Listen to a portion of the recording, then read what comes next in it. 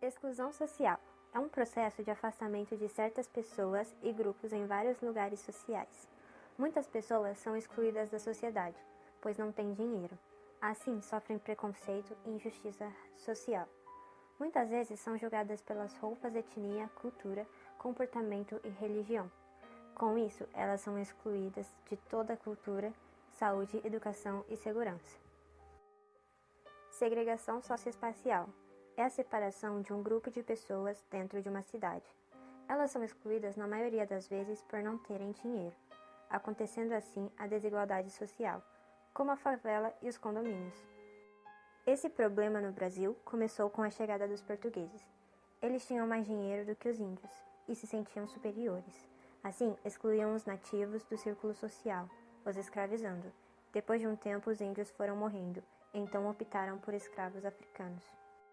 De 1600 a 1700, o Quilombo dos Palmares foi um dos mais importantes quilombos do período colonial da história do Brasil. Era formado por quilombolas que tinham sido escravos em fazendas das capitais da Bahia e Pernambuco. Eles se localizavam escondidos no meio da floresta e sobreviviam de caça, pesca, coleta de frutas e do que plantavam. Existia também uma comercialização de artesanato feito pelos quilombos com a população vizinha, que gerava uma economia razoavelmente intensa na região onde se encontravam. Havia uma diferença de status nos quilombolas.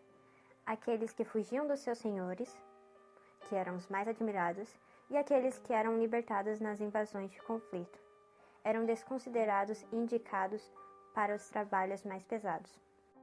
Em 1888, depois que a princesa Isabel sancionou a Lei Áurea e acabou com os 300 anos de escravidão, os ex-cativos começaram a migrar à procura de melhores salários. Após a abolição, o negro se tornou igual perante a lei, mas isso não deu garantia que seria aceito na sociedade. Perderam o direito de votar, por serem analfabetos, e não ganharam nenhum tipo de indenização. Os fazendeiros preferiram trazer imigrantes europeus para a mão de obra. Até o governo criou campanhas para trazer imigrantes principalmente para o sul e sudeste. Com os imigrantes ocupando suas vagas, começaram a trabalhar de ambulantes, empregadas domésticas, com salário apenas para sobreviver, causando assim uma exclusão social naquela época, de ex-escravos e a sociedade.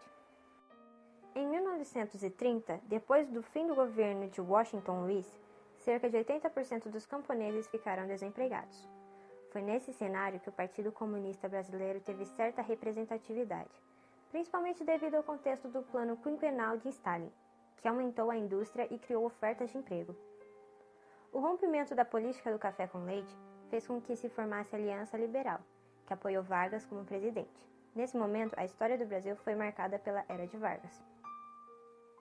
Em 31 de março de 1964, militares contrários ao governo de João Goulart destituíram o então presidente e assumiram o poder por meio de um golpe. O governo comandado pelas Forças Armadas durou 21 anos e implantou um regime ditatorial. A ditadura restringiu o direito do voto, a participação popular e reprimiu com violência todos os movimentos de oposição. O programa Minha Casa Minha Vida é uma parte fundamental do Programa de Aceleração do Crescimento. Foi lançado em 2007, pois o Brasil enfrenta uma falta habitacional muito grande. Tem como projeto facilitar a negociação de imóveis para a população de baixa renda. Bom, na atualidade ainda existe a segregação socioespacial e exclusão social. Isso é resultado do passado do nosso país, pois ainda existe muita ignorância, desigualdade e preconceito.